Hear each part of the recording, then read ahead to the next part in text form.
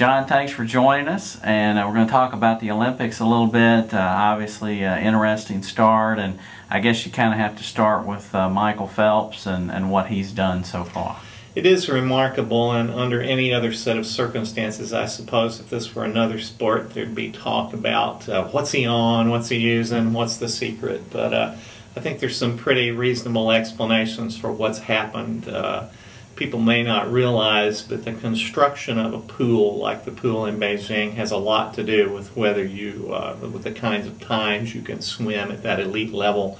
Obviously, most people have heard about the swimsuits and the fact that they're more aerodynamic, sort of bringing an aspect of NASCAR into swimming, I suppose. Next thing you know, they'll have sponsorship decals all over them, I guess. And I also think Phelps himself is a fantastic, amazing athlete, and I think all of the science of training and kinesiology and all those things have sort of been brought to bear in his case. And they learned a lot from 4 years ago when he won 6 medals, and I think they've put all that.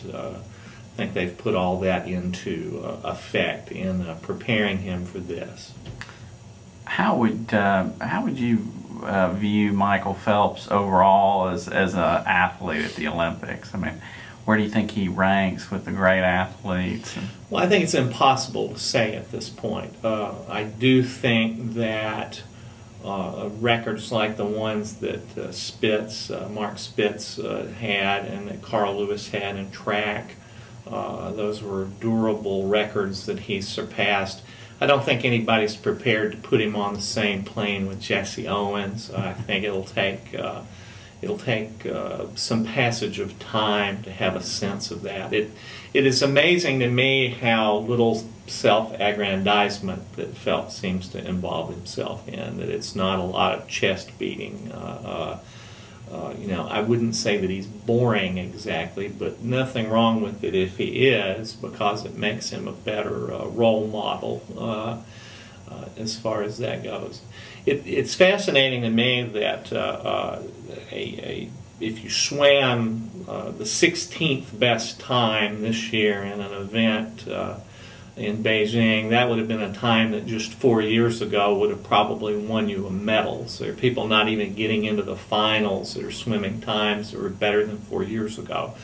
This may be like a Tiger Woods sort of thing, that he's raising the bar in terms of training, he's raising the bar in terms of nutrition and the science involved, and it may well be that this presages a revolution in swim times, both for men and women, moving forward, much the same way that golfers had to take a look at their training techniques once Tiger reached the tour.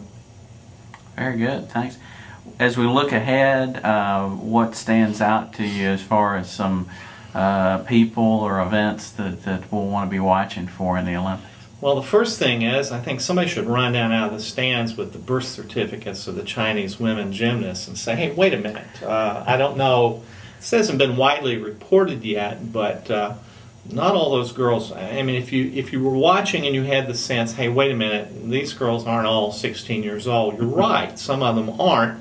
On their passports, it says that they are 16 years old, and that is the officially recognized means by which age is established. But some of the birth certificates have come to light, and they're not 16. I think at least one of them might be 14. Frankly, from watching, a couple of them looked like they might have been 11. So, and there is an advantage to running a team of pixies out there, and I doubt it will be like a Marion Jones relay thing where someday the Americans will get the gold medals, but it's not out of the realm of possibility at some point in the future that that's a gold medal. That team medal is a medal that could be vacated.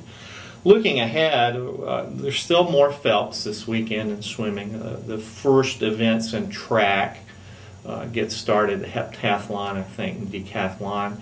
It's very interesting that there's a good medal race going on between China and the United States. with swimming and gymnastics having been getting most of the attention to this point. The Chinese aren't going to be as strong in track and field, where the Americans traditionally have been strong, and I think that is where we'll see the U.S. begin to build on its medal count. Still wouldn't surprise me if the Chinese don't wind up with the most gold. That's been their focus for 7 years, to try to identify sports where they could do that. Obviously, they are coming at this in a very different way from the way the United States organizes its team.